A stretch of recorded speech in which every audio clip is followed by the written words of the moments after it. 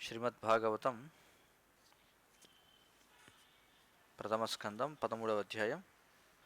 ధృతరాష్ట్రుని గృహ నిష్క్రమణము అనేటువంటి అధ్యాయాన్ని మనం చర్చిస్తూ ఉన్నాం. ఆ అధ్యాయంలో 24వ శ్లోకం ఈరోజు మనం చర్చిద్దాం. అగ్నిర్నిసృష్టో దత్తశ్చ గరోదారాశ్చ దూషితాః హృతం క్షేత్రం ధనం ఏషాం తద్దత్తైరసభుః కియత్. తాత్పర్యం మరియు భాష్యము కృష్ణ కృపామూర్తి శ్రీ శ్రీమద్ అభయచరణారవింద భక్తి వేదాంత స్వామి శ్రీల ప్రభుపాద ఇస్కాన్ సంస్థాపకాచార్య. తాత్పర్యం: ఎవరినైతే నీవు అగ్నిచే మరియు విషప్రయోగముచే నిహతులను చేయ యత్నించితివో అట్టివారి దయా దాక్షిణ్యములపైననే జీవించుచు హీనమైన జీవితమును గడపవలసిన అవసరము లేదు. నీవు వారి భార్యను అవమానించుటయేగాక వారి రాజ్యమును మరియు సంపత్తులను సైతము హరించితివి. భాష్యం: వర్ణాశ్రమ విధానము మానవ జీవనమందలి కొంత భాగమును పూర్తిగా ఆత్మానుభవము మరియు మోక్షప్రాప్తి ప్రయోజనముకే కేటాయించి ఉన్నది. జీవితము ఆ విధముగా విభజింపబడినను ధృతరాష్ట్రుని వంటి వారు తమ వృద్ధాప్యమునందును గృహమునే అంటిపెట్టుకొనగూరుదురు. శత్రువుల ఇంట దానము గ్రహించవలసిన హీనస్థితి అందును వారు అట్లే చేయగూరుదురు. ఆ విధమైన అవమానకర దానమును స్వీకరించుట కన్నను కుమారుల వలె మరణించుటయే ధృతరాష్ట్రునకు పరమ శ్రేయోదాయకమని విదురుడు తెలియజేసి ఆ విషయమును అతనికి అవగతమగునట్లుగా చేశాను. 5000 సంవత్సరముల క్రిందట ధృతరాష్ట్రుడు ఒక్కడే ఉండేవాడు. కానీ ప్రస్తుత సమయమున ప్రతి ఇంటనూ ఒక ధృతరాష్ట్రుడు గోచరించుచున్నాడు. ముఖ్యముగా రాజకీయవేత్తలు క్రూరమైన మృత్యువాత పడనిదే లేదా ఎవరైనా శత్రువు చేత హత్య గావించబడనిదే రాజకీయ కలాపముల నుండి విరమణ పొందుటలేదు. జీవితాంతము వరకు కుటుంబ జీవనమునే అంటిపెట్టుకుని ఉండుట నిక్కముగా గొప్ప పతనమే కాగలదు. అటువంటి ధృతరాష్ట్రులకు జ్ఞానబోధ చేయుటకు విదురుల వంటి వారు అవసరము నేటికినే కలదు. ధృతరాష్ట్రుని గృహ నిష్క్రమణము అనేటువంటి అధ్యాయాన్ని మనం చర్చిస్తున్నాం. విదురుడు ధృతరాష్ట్రునికి బోధనలు చేస్తున్నాడు. ఈ శ్లోకంలో ఏమంటున్నాడు చూడండి: ఎవరినైతే నీవు అగ్నిచే మరియు విషప్రయోగముచే నిహతులను చేయ యత్నించితివో.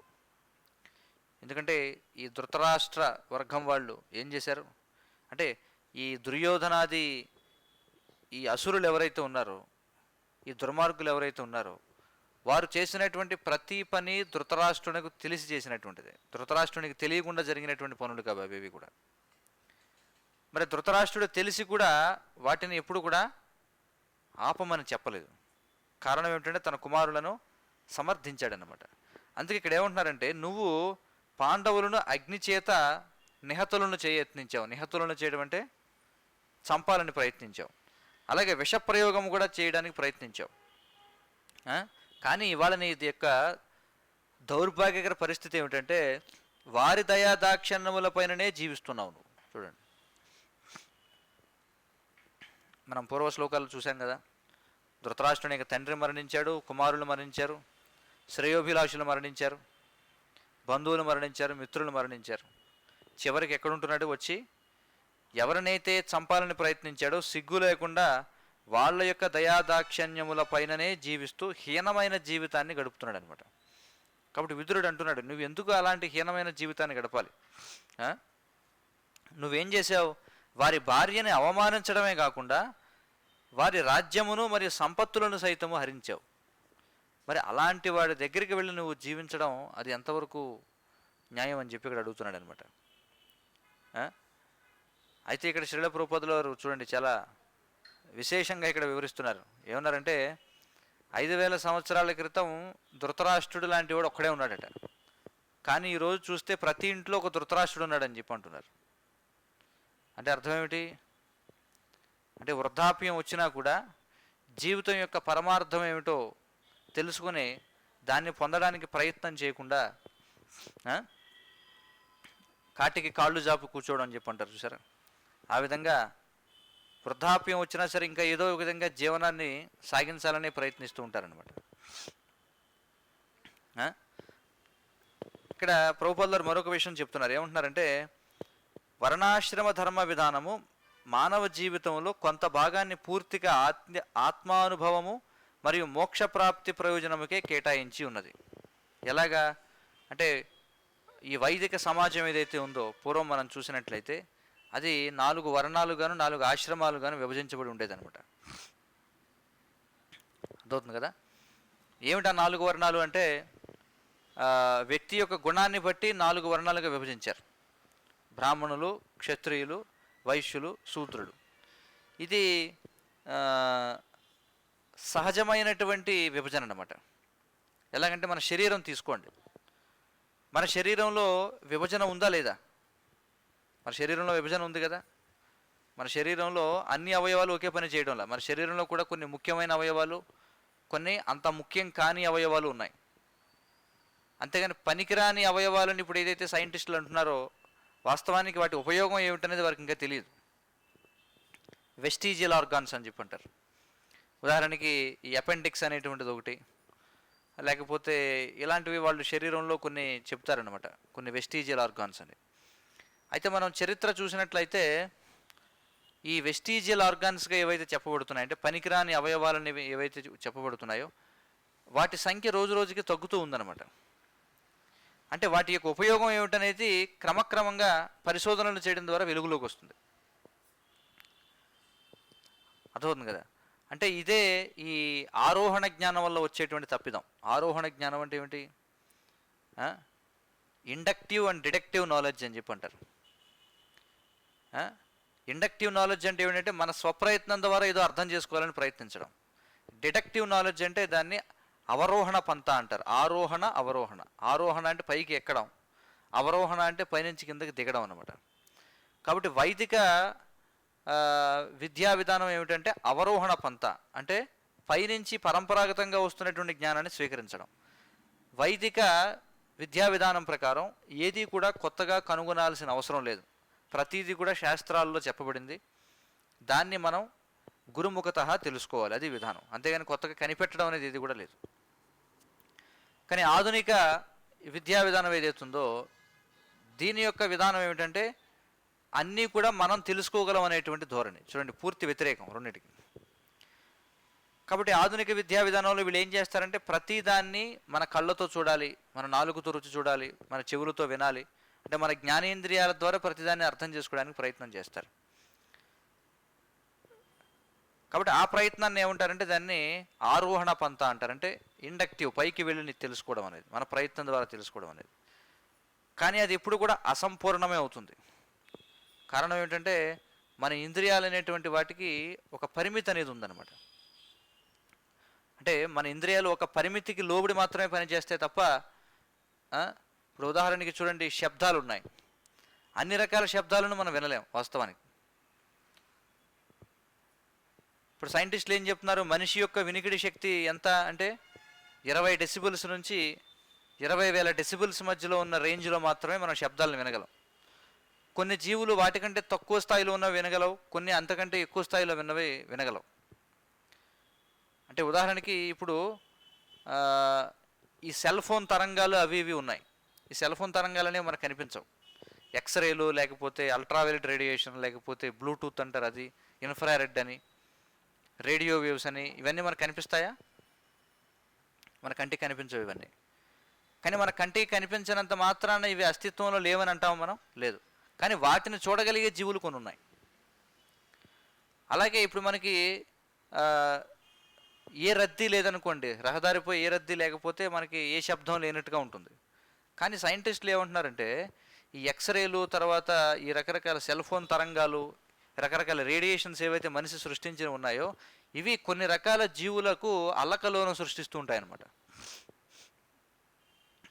ఇప్పుడు మీరు ఎప్పుడైనా సరే ఒక హై టెన్షన్ వైర్లు ఉన్న ప్రాంతానికి వెళ్ళండి, ఒక రకమైన శబ్దం వస్తుంటుంది. విన్నారు ఎప్పుడన్నా? అది మనకి పెద్దగా తెలియదు ఆ శబ్దం, అయితే కొద్దిగా శబ్దం వస్తుంది అనుకుంటాం. కానీ కొన్ని జీవులకు అది భరించలేనటువంటి శబ్ద కాలుష్యం అనమాట. చూడండి, దాని చేత ఎన్నో జీవులు కనుమరుగైపోతున్నాయి. కానీ మనిషి ఏం చేస్తారంటే ప్రతిదీ కూడా తనకున్నటువంటి ఒక పరిమితమైనటువంటి లెన్స్లోంచి ప్రతిదాన్ని చూడాలనుకుంటాడు. కానీ ఆ ప్రయత్నం ఎప్పటికీ కూడా సఫలం కాదనమాట. అర్థమవుతుంది కదా? కాబట్టి మనం ఏం చెప్పుకుంటున్నామంటే, ఏ విధంగా అయితే మనిషి యొక్క శరీరంలో కొన్ని ముఖ్యమైన భాగాలు, కొన్ని ముఖ్యం కాని భాగాలు ఉన్నాయి. మనిషి శరీరాన్ని చూస్తే అన్ని అవయవాలు ఒకే, అంటే కేవలం కళ్ళు మాత్రమే, లేదా కేవలం కాళ్ళు మాత్రమే, కేవలం తలకాయ మాత్రమే, కేవలం చేతులు మాత్రమే లేవు కదా మన శరీరంలో. తలకాయ ఉంది, చేతులు ఉన్నాయి, ఉదరం ఉంది, కాళ్ళు ఉన్నాయి. అంటే ఖచ్చితంగా మనకి విభజన అనేది కనిపిస్తుంది మన శరీరంలో. అంటే ఒక్కొక్క అవయవం ఒక్కొక్క విధమైనటువంటి పని చేస్తూ ఉంది. ప్రతి అవయవం చేసేది ముఖ్యమైన పనే, కానీ అన్నిటికంటే ముఖ్యమైనది ఇది, ఇది లేకపోతే మిగతావి పనిచేయవు అనేది కూడా ఒకటి ఉంది. ఉదాహరణకి అన్ని అవయవాలు ఉన్నాయి కానీ తలకాయ లేదనుకోండి, దానివల్ల ఏమైనా ప్రయోజనం ఉందా చెప్పండి? లేదు. అంటే అన్ని అవయవాల కంటే ముఖ్యమైనటువంటిది ఏమిటి అంటే మెదడు పనిచేయాలి. చూడండి, చాలామంది పిచ్చివాళ్ళు తిరుగుతుంటారు, మనం చూస్తుంటాం. చాలామంది దృఢకాయం ఉంటుందన్నమాట, అంతా మంచి ఉండడానికి అంతా బాగానే ఉంటారు, కానీ వాళ్ళకి బుర్ర పనిచేయదు. చూడండి, మెదడు పని చేయకపోతే మిగతా అవయవాలన్నీ ఎంత బాగున్నా సరే వాటి వల్ల ప్రయోజనం లేదన్నమాట. అలాగే సమాజంలో మేధావి వర్గంగా పరిగణించే వారిని బ్రాహ్మణులు అని చెప్పి అంటారు. మరి ప్రతి సమాజంలో మేధావి వర్గం లేకుండా ఉందా చెప్పండి ఎక్కడన్నా? మేధావి వర్గం లేని సమాజం ఉందా? అమెరికా తీసుకోండి, ఇంగ్లాండ్ తీసుకోండి, మీరు ఏ సమాజాన్ని చూసినా ఒక మేధావి వర్గం అనేది ఉంటుంది. దానిని సమాజానికి తలభాగంగా పరిగణించాలి. వారినే బ్రాహ్మణులు అని చెప్పి అంటారు. అంటే వాళ్ళు ఎప్పుడు కూడా మేధస్సుతో పనిచేస్తారనమాట. ఇక తరువాత రెండవ వర్గం వారు ఎవరు అంటే శరీరాన్ని రక్షించేటువంటి వర్గం. ఇప్పుడు శరీరాన్ని ఏవి రక్షిస్తాయి? ఎవరన్నా శత్రువులు కానీ లేకపోతే ఎవరన్నా మన మీదకి కొట్టడానికి వస్తే ముందు ఏమి అడ్డు పెడతారు? ఎవరైనా సరే చేతులు అడ్డు పెడతాం, అవునా కదా? అంటే ఆర్మ్స్, వీటిని ఏమంటాం? ఆర్మ్స్ అని చెప్పి అంటాం. కాబట్టి ఆర్మ్స్ అనే మాట మీద వచ్చిందే ఆర్మీ అని చెప్పి అంటారు. చూడండి, ఇంగ్లీష్లో ఆర్మీ అనే పదం ఉంది కదా, ARMY. ఎందుకనే దానికి ఆర్మీ అని వచ్చింది అంటే ఆచార్యులు ఏం చెప్తారంటే దానికి, ఎందుకంటే అది రక్షణ విభాగం. కాబట్టి ఏ విధంగా అయితే ఎవరన్నా మన మీదకి వస్తే చేతులు అడ్డు పెడతామో, కాబట్టి ఒక దేశం మీదకి ఎవరైనా వస్తే, ఒక సమాజం మీదకి ఒకళ్ళు వస్తే ఈ ఆర్మీ అనేటువంటిది రక్షిస్తుంది. కాబట్టి ఆ విభాగం ఒకటి ఉంది. ఇక ఈ అవయవాలన్నీ కూడా శక్తివంతంగా పనిచేయాలంటే జీర్ణ విభాగం అనేది ఒకటి ఉండాలి. అదే ఏమిటంటే ఉదర విభాగం. కాబట్టి ఆ ఉదర విభాగం అనేది పనిచేస్తేనే మిగతా విభాగాలన్నిటికీ కూడా శక్తి అందుతుందన్నమాట. కాబట్టి సమాజంలో కూడా, ప్రతి సమాజంలో ఒక మెర్కంటైల్ కమ్యూనిటీ అనేది ఒకటి ఉంటుంది. అంటే వ్యాపార వర్గం వాళ్ళు ఉంటారు, అంటే ఉత్పాదక వర్గం వారు అని చెప్పి అంటారు. ప్రొడక్టివ్ డివిజన్ అనమాట. వారినే వైదిక పరిభాషలో వైశ్యులు అని చెప్పి అంటారు. కృషి, గోరక్ష, వాణిజ్యం. చూడండి, వ్యవసాయం చేయడం. వ్యవసాయం చేయకపోతే ఆహార ధాన్యాలు ఎక్కడి నుంచి వస్తాయి? కాబట్టి బ్రాహ్మణులు కావచ్చు, క్షత్రియులు కావచ్చు, కిందున్న శూద్రులు కావచ్చు, ముగ్గురు కూడా ఎవరి మీద ఆధారపడి జీవిస్తున్నారు?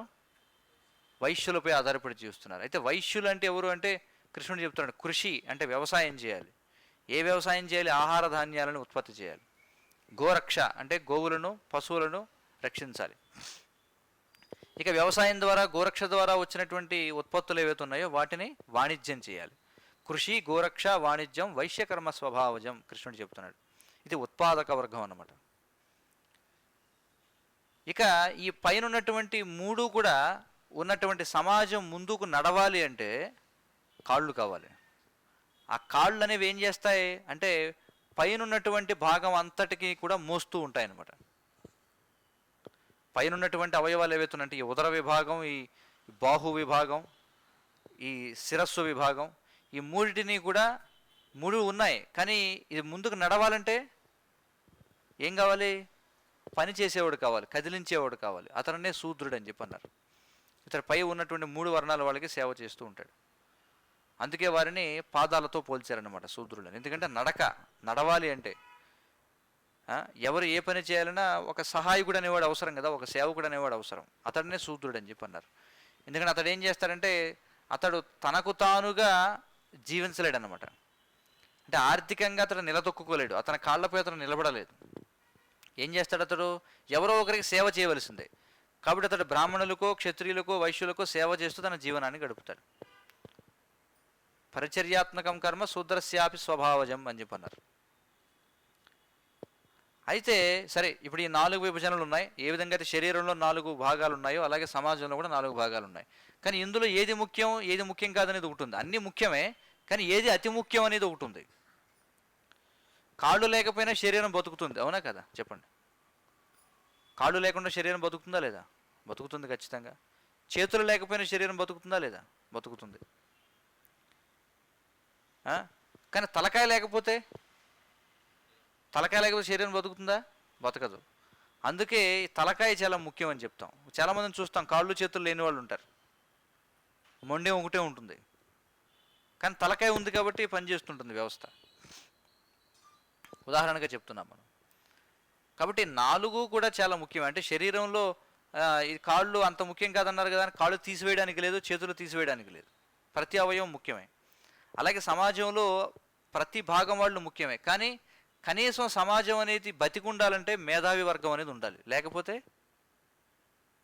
ఎలాంటి ప్రయోజనం ఉండదు అనమాట. అలాంటి సమాజం ఉండి కూడా ప్రయోజనం ఉండదు.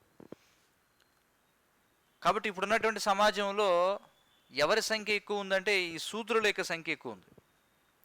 అంటే ఎవరికి వాళ్ళు సేవ చేసేవారు. కానీ సేవ చేయడం అంటే ఇక్కడ వాస్తవానికి ఇంగ్లీష్లో సర్వీస్ అనే పదానికి సంస్కృతంలో సేవ అనేది ఈక్వివాలెంట్ పదం కాదనమాట, సమానమైన పదం కాదు.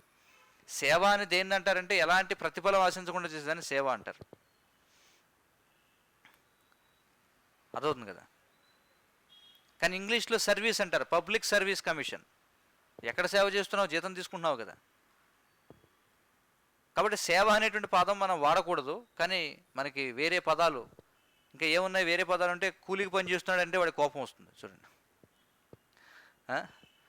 ఏమిటా నీ సర్వీస్, నీ నీ నీ సర్వీస్ రికార్డ్ ఏమిటి అనేది చాలా అఫీషియల్గా ఉంటుంది. నువ్వు ఇప్పటివరకు ఎవరెవరి దగ్గర కూలి పని చేసావో చెప్పన్నావు అనుకోండి, కొంచెం ఎబ్బెట్టుగా ఉంటుంది అనమాట. అర్థమవుతుంది కదా. కానీ జరిగేది అదే కదా, డబ్బులు తీసుకొని చేస్తాం. కానీ సేవ అనకూడదు, కానీ దానికి సేవ అనే పదాన్ని వాడాల్సి వస్తుంది అనమాట. ఎందుకు ఇలా వచ్చిందంటే దీనికి కూడా ఒక కారణం ఉంది. ఎందుకు సేవ అనే పదం వస్తుందంటే పూర్వం వైదిక సమాజంలో సేవ చేయడమే తప్ప కూలికి పనిచేయడం అనే కాన్సెప్ట్ లేదు వాస్తవానికి. అంటే శూద్రుడు కూడా ఏం చేసేవాడంటే తన యొక్క ధర్మంగా పరిగణించి బ్రాహ్మణ క్షత్రియ వైశ్యులకు పని చేస్తూ ఉండేవాడు, వారికి సేవ చేస్తూ ఉండేవాడు. వాళ్ళు తమకు తోచిందేదో ఇస్తూ ఉండేవాళ్ళు అనమాట. అంతేగాని ఒక ఫిక్స్డ్ రెమ్యూనరేషన్ అనేది ఉండేది కాదు. ఇప్పుడు గ్రామాల్లో చూడండి, గ్రామాల్లో క్షురకులు ఉంటారు, లేకపోతే రజకులు ఉంటారు, ఇలా రకరకాల వర్గాల వాళ్ళు ఉన్నారు. వాళ్ళు ఏం చేసేవారంటే పూర్వం వారికి నెలకింతన జీతం ఉండేది కాదు. వారు ఏం చేసేవారంటే ఓహో నేను ఈ వర్గానికి చెందిన వాడిని కాబట్టి ఇది నా యొక్క విద్యుక్త ధర్మం కాబట్టి గ్రామస్తులందరికీ కూడా నేను క్షవరం చేస్తాను. గ్రామస్తులందరి యొక్క వస్త్రాలని దర్జీ వాడు ఏం చేస్తాడు? దర్జీ అంటే కుట్టడం. రజకుడు ఏం చేస్తాడు? ఉతుకుతాడు. కంసాలి ఒక పని చేస్తాడు, కుమ్మరివాడు ఒక పని చేస్తాడు. వీళ్ళందరూ తమ యొక్క బాధ్యతగా భావించి తమ యొక్క పని చేసేవారు. అన్ని వర్గాల వాళ్ళు కూడా తమ తమ బాధ్యతగా పరిగణించేవారు. కాబట్టి సంవత్సరానికి రైతు ఏం చేస్తాడంటే తనకు పండిన పంట ఏదైతే ఉంటుందో అందులో అందరికీ శూద్రులు ఎవరైతే వచ్చి సేవ చేస్తుంటారో, రజకులు కావచ్చు, దర్జీలు కావచ్చు, క్షురకులు కావచ్చు, కుమ్మరి వాళ్ళు కావచ్చు, కంసాలు కావచ్చు, వీళ్ళందరికీ కూడా ఏం చేస్తాడు? ధాన్యాన్ని పంచిపెడతాడు అనమాట. అయితే ఈ క్షురకుడు కూడా ఎప్పుడు కూడా నేను ఈ సంవత్సరం ఆయనకి ఎన్నిసార్లు క్షవరం చేశానని ఎక్కడ రాసుకోడు.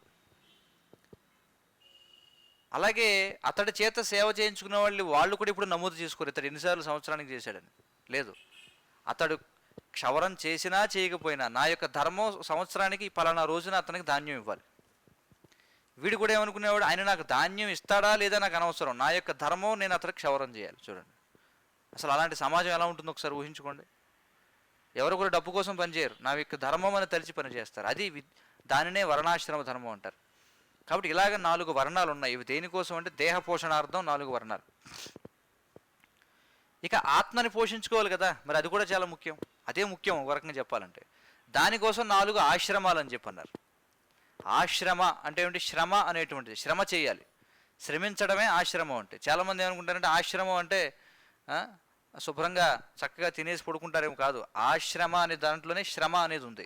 అయితే దేనికోసం శ్రమిస్తారంటే ఆధ్యాత్మికంగా ముందుకెళ్ళడం కోసం శ్రమిస్తారు, దానిని ఆశ్రమం అంటారు. అందుకని తినేసి పడుకుంటే ఆశ్రమం కాదు. ఈ రోజుల్లో చాలామంది ఏమిటంటే విశ్రాంతి తీసుకోవడానికి ఏదైనా ఆశ్రమానికి వెళ్దాం అనుకుంటున్నాను, అలా అయిపోయింది పరిస్థితి. ఎందుకంటే అలాగే ఉందన్నమాట. అందరూ కూడా ఆశ్రమం అంటే ఏ పని ఉండదు అనుకుంటారు. కానీ ఆ సంస్కృతంలో ఆ పదంలోనే ఉంది శ్రమ అనేటువంటిది. దేనికోసం శ్రమ అంటే ఆధ్యాత్మిక ఉద్ధరణకై శ్రమ. అవి 4 విభజించారు. మొదటిది బ్రహ్మచర్యం, అంటే మనిషి యొక్క ఆయుష్ 100 సంవత్సరాలు అనుకుంటే మొదటి 25 సంవత్సరాలు బ్రహ్మచర్యం అన్నారు, రెండవ 25 సంవత్సరాలు గృహస్థ జీవనం, మూడవది వానప్రస్థం, నాలుగవది సన్యాసం. చూడండి, కాబట్టి బ్రహ్మచర్య శిక్షణ అంటే ఏమిటంటే స్టూడెంట్ లైఫ్ అనమాట, సెలిబేట్ లైఫ్. ఈ బ్రహ్మచర్య శిక్షణ ఎలా ఉంటుందంటే ఇంద్రియ నిగ్రహణ ఎలా చేయాలి, ఏమిటి, వాడి యొక్క గుణాన్ని బట్టి ఈ ఈ గురుకులానికి వెళ్ళడం అన్నమాట. గురువు యొక్క అంటే ఇప్పట్లాగా ఎక్కడో ఒక దగ్గర స్కూలు కాలేజ్ ఏర్పాటు చేసి విద్యార్థులు గురువులు అందరూ కూడా టైంకి వచ్చి టైంకి వెనక్కి వెళ్ళిపోవడం కాదు. గురుకులం అంటే గురువు యొక్క గృహంలో నివసించేవాడు విద్యార్థి, గురువుకు సేవ చేస్తూ ఉండేవాడు. అయితే గురుకులంలో ప్రవేశం ముగ్గురికే ఉండేది, బ్రాహ్మణ, క్షత్రియ, వైశ్యులు. బ్రాహ్మణులు, క్షత్రియులు గురుకులంలో నివాసం ఉండేవారు, వైశ్యుడు ప్రతిరోజు వచ్చి వెళ్ళిపోతూ ఉండేవాడు. ఇక శూద్రుడికి గురుకులమే లేదు అసలు. ఎందుకని అంటే శూద్రుడు ఏమి చేయవలసిన అవసరం లేదు, తన తండ్రి వృత్తి ఏదైతుందో అదే చేసుకుంటాడు. తండ్రి కుండలు చేస్తున్నాడు అనుకోండి, కుండలు ఎలా చేస్తున్నాడో పరిశీలిస్తాడు, అతను కూడా చేయడానికి ప్రయత్నిస్తాడు, వాడు కూడా కుమ్మరివాడు అవుతాడు. అంటే దాని ఏమంటారు, ఎంప్లాయ్మెంట్ గ్యారంటీ అన్నమాట. చూడండి, అంటే వాడికి పుట్టుకతోటే వాడికి ఎంప్లాయ్మెంట్ ఫిక్స్ అయిపోయింది, వాడు ఏమి వెతుక్కోకర్లా. ఇప్పట్లాగా ఇప్పుడు చూడండి, చిన్నప్పుడు బడిలో అడుగుతుంటారు, ఏమైనా నువ్వేమవుతావు అంటే ఒకటి పైలట్ అంటాడు, ఒకటి నేను పోలీస్ అవుతానంటాడు. ఎవడు ఏమవుతాడు ఎవడికి తెలుసు చెప్పండి? ఏమైనా భరోసా ఉందా? కొంతమంది పక్క వాళ్ళని అడిగి చెప్తారు, అరే ఏం చెప్పాలని. చూడండి, అర్థవుతుంది కదా. వాడు పెద్దయ్యాక ఏమవుతాడు వాడికి ఏమని తెలుసా? వాడికి 25 ఏళ్ళు 30 ఏళ్ళు వచ్చినా సరే జీవితంలో అసలు నేను ఏ వృత్తి చేయబోతున్నానే దాని గురించి ఎలాంటి స్పష్టత ఉండదన్నమాట. ఇప్పుడు చూడండి, అదే కదా పరిస్థితి. చదివే చదువులు కూడా ఏం చేస్తారు, 10th వరకు చదివిన తర్వాత ప్రస్తుతానికి ఏది బాగుంది, ఇంటర్లో ఏదో ఒక గ్రూప్ అయితే బాగుంది, ఆ గ్రూప్లో దొరుకుతాడు. ఇంటర్ అయిపోయేటప్పటికి వేరేది ఏదో బాగుందంట, మళ్ళీ దాని సంబంధం లేని డిగ్రీలు ఇంకో దాంట్లో దొరుకుతాడు. అది అయిపోయేటప్పటికి ఇదేదో బాగుందంట, అందులో దొరుకుతాడు. అది కూడా అయిపోయిన తర్వాత వాడు చదివిన చదువుకి ఉద్యోగమే రాదు. అప్పుడు ఏం చేస్తాడు, చదువంతా అయిపోయిన తర్వాత మళ్ళీ ఇంకొక 6 నెలలు ఏదో ట్రైనింగ్ అని చెప్పి ఎక్కడికి వెళ్ళి అక్కడ 1 లక్ష రూపాయలు తగలేసి మళ్ళీ ఏదో నేర్చుకుని ఇంకొక కంపెనీలో ఎక్కడ చేరుతాడు. అసలు వీడి ప్రయాణం ఎక్కడ మొదలైంది, ఎక్కడ ముగుస్తుంది వాడికే తెలియదు అనమాట. మరి ఇది మేల, పుట్టగానే ఒక వృత్తి వాడికి నిర్ణయించబడి ఉండడం మేలా చెప్పండి? ఏది సౌలభ్యంగా ఉంటుంది? వాడికి ఏముంది, టెన్షన్ ఏం లేదు వాడికి. ఓహో నా తండ్రి కుమ్మరి, సరే అయితే నేను కూడా అదే పని చేస్తా అంటే బేసిక్గా బై డిఫాల్ట్ వాడికి ఒక వృత్తి ఉంది. కాదు నేను వేరేది చేస్తానంటే ఆ స్వతంత్రం ఉంది. అర్థమవుతుంది కదా. ఒక సేఫ్టీ నెట్ అయితే ఉంది కదా వాడికి. కనీసం తండ్రి యొక్క వృత్తిని కొనసాగిస్తే జీవితం వెళ్ళిపోతుంది. లేదు నేను ఇంకా ఏదో వేదాధ్యయనం చేస్తానంటే నీకు ఆ లక్షణాలు ఉంటే నేర్చుకోవచ్చు. అది వైదిక సమాజం అన్నమాట. ఇప్పుడు ఏం లేదు. ప్రభుత్వం కూడా ఏం చేస్తుందంటే ప్రతి ఒక్కడికి మేము ఉద్యోగం కల్పిస్తాం. ఉద్యోగం చేయడం అంటే వైదిక విధానంలో అది అత్యంత నీచమైనటువంటిది అనమాట. ఎందుకంటే స్వాతంత్ర్యం అనేది ఉండదు, ఆర్థిక స్వాతంత్ర్యం అనేది ఉండదు. ఒక వ్యక్తికి మనం సేవించాల్సి ఉంటుంది, అంటే ధనం కోసం. చూడండి, ఈ బ్రాహ్మణ, క్షత్రియ, వైశ్యులు ముగ్గురు ఎవరి కింద పనిచేయరనమాట. బ్రాహ్మణుడు వేదాధ్యయనం చేస్తాడు, యజన్యాజన్ పఠన్ పాఠన్ దాన ప్రతిగ్రహణ, యజ్ఞం చేస్తాడు చేయిస్తాడు, వేదాధ్యయనం చేస్తాడు చేయిస్తాడు, దానం ఇస్తాడు దానం స్వీకరిస్తాడు, ఆ విధంగా వెళ్ళిపోతుంది. క్షత్రియుడా సమాజానికి రక్షణనిచ్చి పన్ను వసూలు చేస్తాడు దర్జాగా. ఇక వైశ్యుడా వ్యవసాయం చేసుకుంటాడు. ఒకరి కింద పని చేయాల్సింది ఏముంది, ఒకరి కింద పని చేసేది ఎవరంటే శూద్రుడు మాత్రమే. కానీ ఆ శూద్రుడు కూడా వైదిక సమాజంలో గొప్ప గౌరవం, అతడు కూడా ఎన్నో విలువలు ఉండాలి. చూడండి, అతడు కూడా అంకిత భావం అనేటువంటిది ఉంటుంది. కాబట్టి కలియుగంలో శూద్రులు కాదు కదా, అంతకంటే తక్కువ స్థాయి అన్నమాట జనం. ఇంకా కలియుగంలో శూద్రుడి స్థాయిలో ఉంటే చాలా గొప్ప విశేషం వాస్తవానికి. ఆ లక్షణాలు కూడా ఎవరికి లేవు ఇప్పుడు సమాజంలో. కాబట్టి ఈ 4 వర్ణాలు అయితే 4 ఆశ్రమాల గురించి మనం చెప్పుకున్నాం. బ్రహ్మచర్యం అంటే మొదటి 25 సంవత్సరాలు కూడా గురువు యొక్క ఆశ్రమంలో ఉంటూ ఇంద్రియ నిగ్రహణ అనేటువంటిది అభ్యసిస్తూ అతడు మిగిలినటువంటి జీవనానికి బలమైన పునాది వేసుకుంటాడు అనమాట.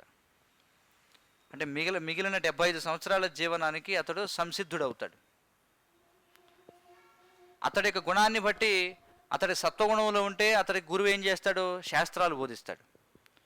రజోగుణంలో ఉంటే అతడికి ధనుర్వేదం నేర్పిస్తాడు. అంటే ఎలా యుద్ధం చేయాలి, ఎలా అస్త్రాలు వదలాలి, ఎలా మంత్రాలు చదివి ఆయుధాన్ని నియంత్రించాలి, అవి నేర్పుతాడు. లేదు వీడికి రజస్తమో గుణాలు ఉన్నాయనుకుంటే వ్యవసాయం గురించి బోధిస్తాడు. గోవులు ఎన్ని రకాలు ఉంటాయి, గోవుల్ని ఎలా రక్షించాలి, వ్యవసాయం ఎలా చేయాలి.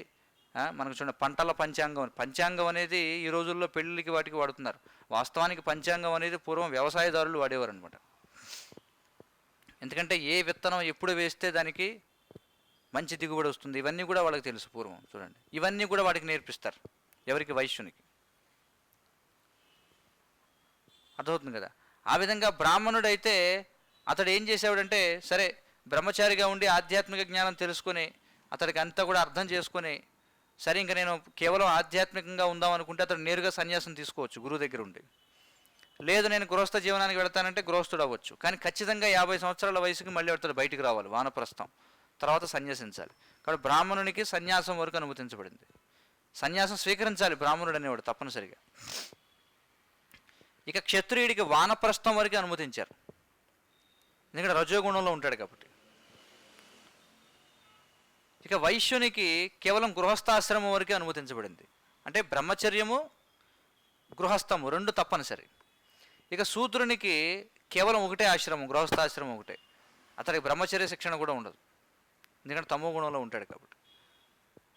అందుకే ఇక్కడ ప్రభుపాదుల వారు ఏమంటున్నారంటే, వర్ణాశ్రమ విధానము మానవ జీవనం అందలి కొంత భాగమును పూర్తిగా ఆత్మానుభవము మరియు మోక్షప్రాప్తి ప్రయోజనముకే కేటాయించి ఉన్నది. చూడండి, కాబట్టి దీన్నే వర్ణాశ్రమ విధానం. అంతేగాని ఈ వైదిక జీవన విధానం పేరు హిందూ మతం కాదు. అసలు హిందూ మతం అనేది ఎక్కడ కూడా లేదన్నమాట. అంటే మన శాస్త్రాల్లో ఎక్కడ కూడా హిందూ అనేటువంటి పదం ఎక్కడా లేదు. ఈ హిందూ అనేటువంటిది పాశ్చాత్యులు మనకిచ్చినటువంటి పేరు. ముఖ్యంగా మహమ్మదీయులు ఎప్పుడైతే భారతదేశంపై దండయాత్ర చేశారో, ఈ సింధు నదికి అవతలు ఉన్న వాళ్ళందరినీ కూడా సింధువులు అనేవారు. కానీ వాళ్ళ భాషలో సా పలకలేరు, సాకి హా అంటారనమాట. కాబట్టి ఆ విధంగా ఈ సింధు నదికి అవతలు ఉన్న వాళ్ళందరూ కూడా హిందువులుగా మారిపోయారు అనమాట. చూడండి, వాస్తవానికి దీనిని వర్ణాశ్రమ ధర్మం అనేవారు. సనాతన ధర్మం అంటే వర్ణాశ్రమ ధర్మం. ఏమిటి వర్ణాశ్రమ ధర్మం అంటే? సమాజము 4 వర్ణాలుగా 4 ఆశ్రమాలుగా విభజింపబడిన జీవన విధానాన్ని వర్ణాశ్రమ ధర్మము అంటారు. అయితే ఇప్పుడు ఆ వర్ణాశ్రమ ధర్మాలన్నీ కూడా పూర్తిగా నశించిపోయాయి. ఇప్పుడు మన పేరే మనకు లేదు. ఇప్పుడున్న పేరు ఏమిటంటే ఎవడో పక్కవాడు పెట్టిన పేరు అనమాట. అంటే అనామకులు అంటారు చూసారా, ఇప్పుడు అనామకుల పరిస్థితి అనమాట. చూడండి, అంతే కదా, అనామకుల పరిస్థితి. మన దేశానికి కూడా అనామకమే. చూడండి, ఇండియా అని పేరు పెట్టాడు, సంబంధమే లేదు దానికి. అలాగే హిందూ అనేటువంటిది కూడా ఎలాంటి అర్థం పర్థం లేనటువంటి మాట అనమాట. కాబట్టి వైదిక ధర్మం అంటే వర్ణాశ్రమ ధర్మము. చూడండి, మరి ఆ వర్ణాశ్రమ ధర్మం లేదు ఇప్పుడు ఎక్కడా కూడా. కాబట్టి ఈ విధంగా చూస్తే ప్రతి ఒక్కరూ ఖచ్చితంగా ఆత్మానుభవం కోసం తమ జీవితంలో కొంత సమయాన్ని కేటాయించాలి. చూడండి, మరి ఈ వ్యవస్థ పటిష్టంగా ఉన్నటువంటి కాలానికి చెందినవాడు ధృతరాష్ట్రుడు. 5000 సంవత్సరాల క్రితం ఈ వ్యవస్థ పటిష్టంగా ఉంది దేశంలో. మరి ఆనాటి సమాజంలో ధృతరాష్ట్రుడు ఒక ఆడ్ మ్యాన్ అవుట్ అనమాట. చూడండి, ఆడ్ మ్యాన్ అవుట్ అని మనకి చూడండి ఇంగ్లీష్లో వొకాబులరీ ఇచ్చినప్పుడు అందులో ఒకటి టెస్ట్ పెడతారు, find out the odd word అని చెప్పి. అంటే 3 పండ్ల పేర్లు ఇచ్చి ఒక పువ్వు పేరు ఇస్తే అది ఆడ్ అన్నమాట. పువ్వు పేరు బయటకు తీసుకురావాలి దాన్ని. అలాగే అప్పటి సమాజంలో ధృతరాష్ట్రుడు అనేవాడు ఒకడే, అలాంటి లక్షణాలు ఉన్నవాడు ఒక్కడే కనిపించాడు అప్పట్లో. ఎందుకని అంటే ధృతరాష్ట్రుడి వంటి వారు వృద్ధాప్యమునందును గృహమునే అంటి పెట్టుకొనకూరుదురు. చూడండి, ఆ రోజుల్లో ఒకటి మనం గ్రహించాల్సింది ఏమిటంటే, ప్రకృతి నియమాన్ని ఎవడో కూడా అధిగమించలేడు. ప్రకృతి నియమం ఏమిటంటే, వృద్ధాప్యం వచ్చిన తర్వాత ఇంట్లో ఉండకూడదు, ఆధ్యాత్మిక అభ్యుదయం కోసం ఇంటిని వదిలిపెట్టాలి అని చెప్తుంది. ఇప్పుడు ఎవరు కూడా ఆధ్యాత్మికంగా ఇంటిని వదిలిపెట్టడంలా వృద్ధులు ఎవరు కూడా. కానీ బలవంతంగా వేరే విధంగా ఏమవుతుందంటే వృద్ధాశ్రమాలకు వెళ్లాల్సిన పరిస్థితి వస్తుంది. ఇప్పుడు చూడండి, పూర్వం తమంతట తాముగా వెళ్ళిపోయేవారు, ఇప్పుడు బలవంతంగా ఇంట్లో ఉన్న పరిస్థితులు అన్నీ ఎలా ఉంటాయంటే పొమ్మనలేక పొగపెట్టినట్లు అన్నట్టు ఉంటాయి అన్నమాట. ఎందుకంటే ఎవడో పట్టించి కూడా సమయానికి ఇంకా వాళ్ళకి అర్థమైపోతుంది, సిగ్నల్ వచ్చింది, మనం ఇంటి నుంచి బయటికి వెళ్ళిపోవాలని చెప్పి. కొన్ని చోట్ల చూస్తుంటాం వానప్రస్థాశ్రమము అని ఉంటుంది, పేరుకే వానప్రస్థాశ్రమం. ఆ ముసలి వాళ్ళందరూ బయటకు వచ్చి ఆ బోర్డు కింద కూర్చొని చుట్టలు కాల్చుకుంటూ ఉంటారు బీడీలు. చాలామంది చూశాను నేను ఈ వానప్రస్థ ఆశ్రమాలు. వానప్రస్థం అంటే ఏమిటంటే పూర్తిగా ఆధ్యాత్మిక అభ్యుదయం కోసం ఉండడం. ఈ రోజుల్లో ఎలా అయిపోయాయంటే వృద్ధాశ్రమాలు ఇవన్నీ కూడా వాటిని వానప్రస్థాశ్రమాలు అంటున్నారు. ఎవరో ఏదో క్యారేజీ కట్టి పంపిస్తారు టైంకి, అక్కడ టీవీ ఉంటుంది, ఏదో పిచ్చాపాటి మాట్లాడుకుంటారు, కాసేపు బీడీలో చుట్టలు కాల్చుకుంటారు. ఇది పరిస్థితి అనమాట. చూడండి, ఆనాడు స్వచ్ఛందంగా జరిగేది, ఉన్నతమైనటువంటి లక్ష్యం కోసం జరిగేది. ఇప్పుడు స్వచ్ఛందంగా ఎవరు కూడా వెళ్ళటంలా, కాబట్టి బలవంతంగా వెళ్ళిపోవాల్సి వస్తుంది. ఇప్పుడు చూడండి, అంతే కదా, బలవంతంగా వెళ్ళిపోవాల్సి వస్తుంది. వెళ్ళి మనకు తెలియని చోట ఎక్కడో మరణించాల్సి వస్తుంది. ఇప్పుడు కూడా అదే జరుగుతుందిగా. చివరికి ఏమవుతున్నారు, అందరూ వెళ్ళి హాస్పిటల్లో చూస్తున్నారు. అందరూ ఈ రోజుల్లో ఎవరు ఇంట్లో మరణించే వాళ్ళ సంఖ్య చాలా చాలా తక్కువ అన్నమాట. ఖచ్చితంగా హాస్పిటల్లో చావాల్సిందే ప్రతి ఒక్కడు కూడా. చూడండి, అది పరిస్థితి.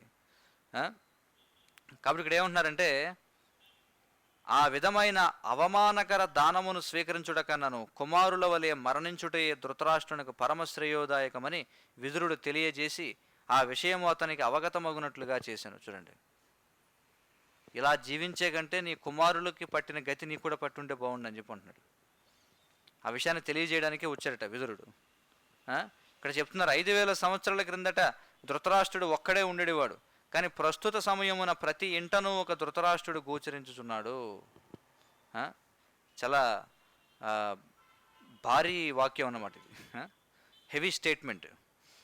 ముఖ్యముగా రాజకీయవేత్తలు చూడండి, ఇక్కడ ముఖ్యంగా రాజకీయవేత్తల పరిస్థితి ఏమవుతుందంటే, క్రూరమైన మృత్యువు వాత పడనిదే లేదా ఎవరైనా శత్రువు చేత హత్య గావించబడనిదే రాజకీయ కలాపముల నుండి విరమణ పొందుటలేదు. చూడండి, ముఖ్యంగా రాజకీయ నాయకులు మీరు చూస్తే,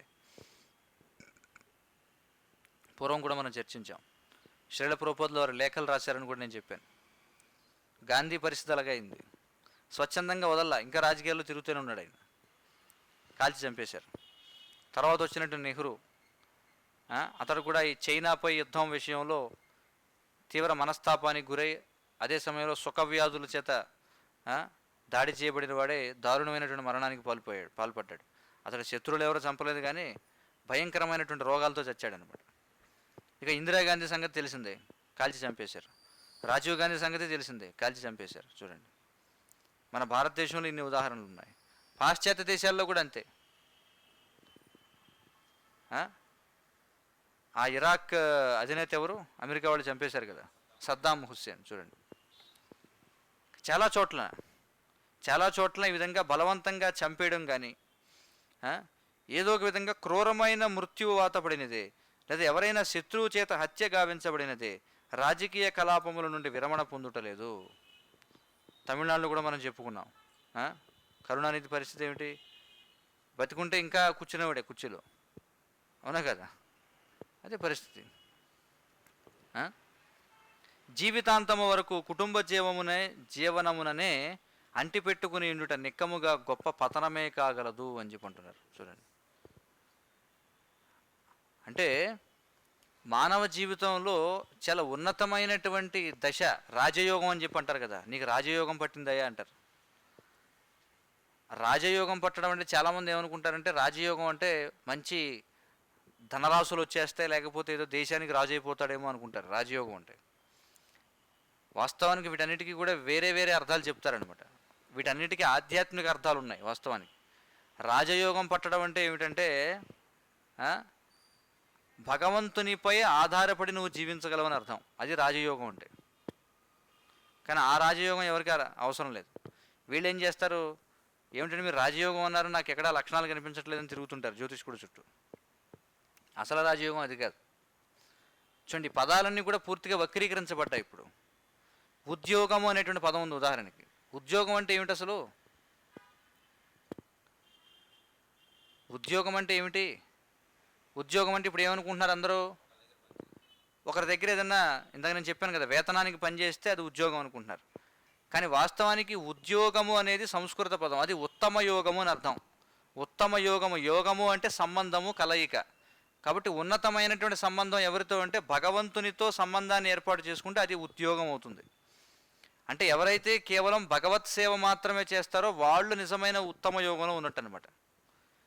కానీ ఈరోజు తలకిందులు అనమాట. ఎవరన్నా కేవలం భగవత్ సేవ చేస్తే ఏమయ్యా ఉద్యోగం సద్యోగం లేదా నీకని అంటారు. చూడండి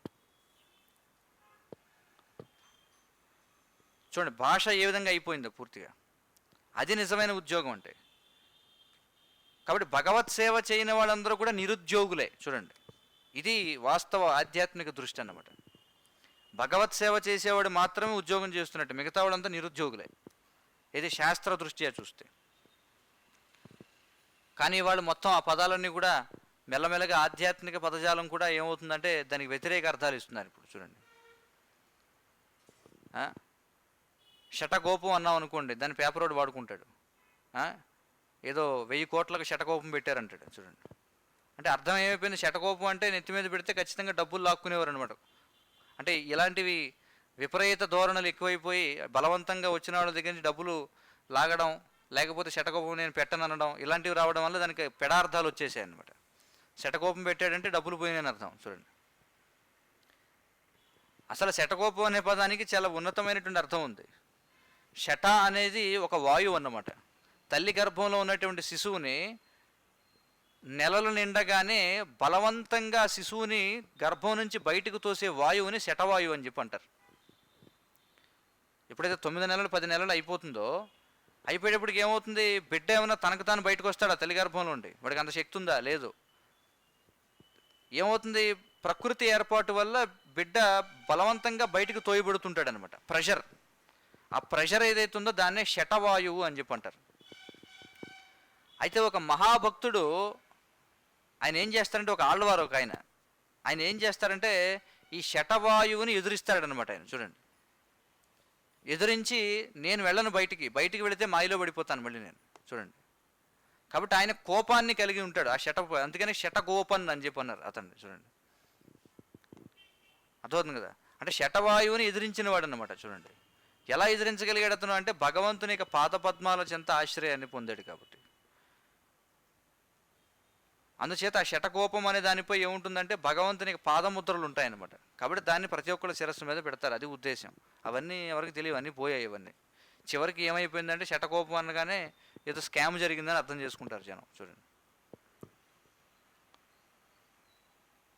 అర్థమవుతుంది కదా, ఇది పరిస్థితి అన్నమాట.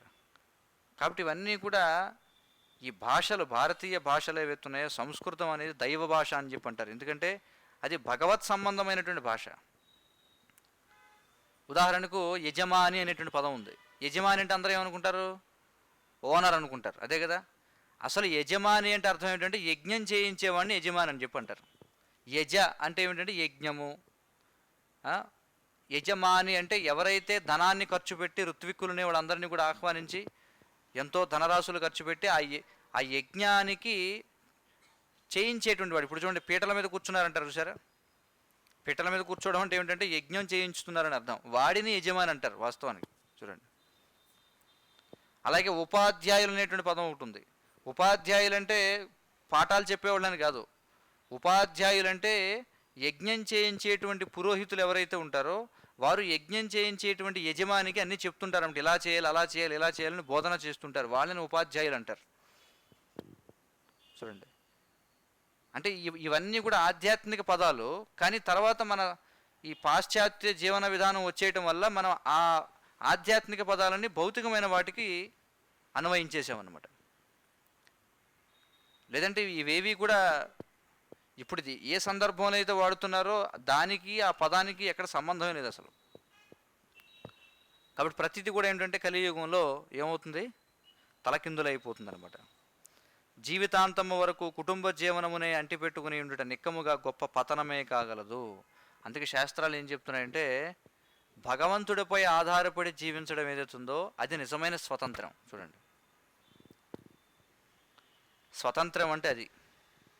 ఎంతగా అయితే ఒక వ్యక్తి భగవంతుడిపై ఆధారపడతాడో అంతగా ప్రకృతి నియమాల నుంచి విడుదల పొందుతాడు. ఇది రహస్యం.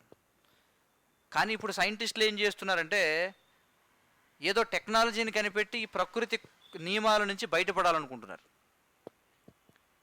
ఆ విధంగా చేస్తే ఇంకా ప్రకృతి యొక్క హస్తాల్లో చిక్కుకుపోతారనమాట. అది తెలియదు.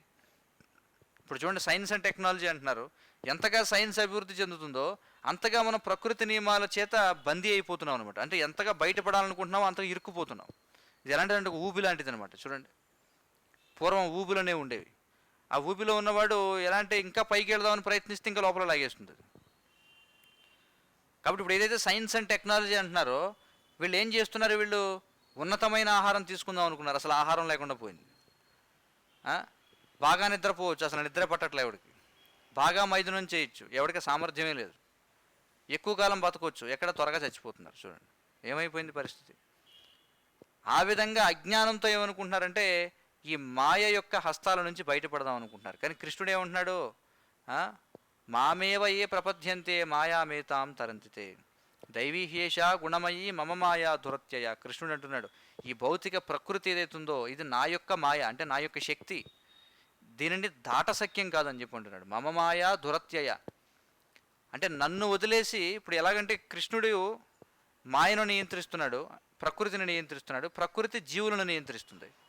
అంటే మనం ఎవరి చేత నియంత్రించబడుతున్నాం, ప్రకృతి చేత నియంత్రించబడుతున్నాం. ఆ ప్రకృతిని నియంత్రించేది ఎవరు, కృష్ణుడు నియంత్రిస్తున్నాడు.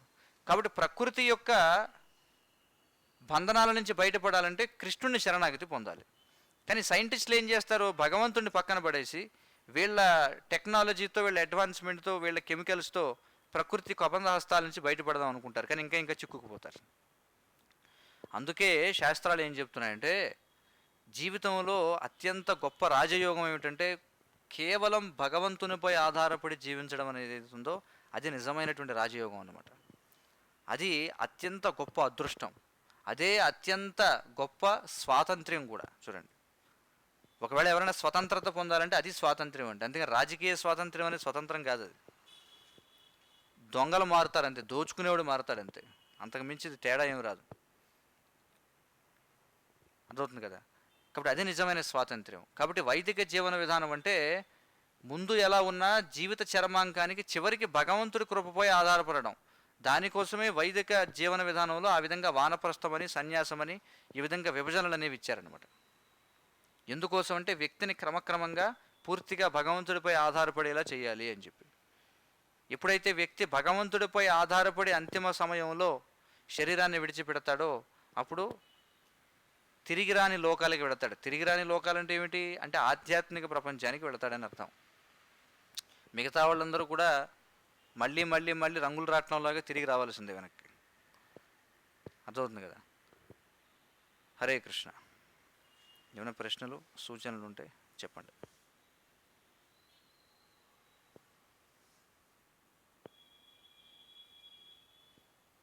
కాబట్టి మా యొక్క విన్నపం ఏమిటంటే అందరూ కూడా ఈ శ్రీమద్ భాగవతం తీసుకోండి, అందరూ కూడా తప్పనిసరిగా చదవండి, ఇతరుల చేత చదివించండి.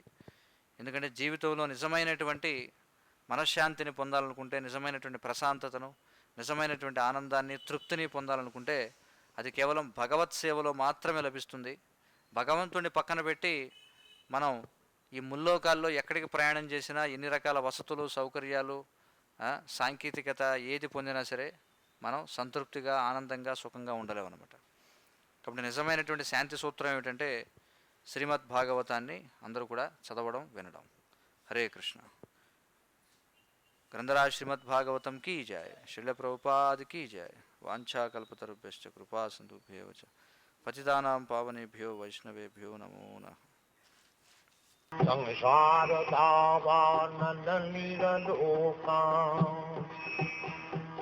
జ్ఞానాయకారిణ ఘనఘనత్యం సకలగుణార్ణవశ వందే గురశ్రీ చరణారవిందం.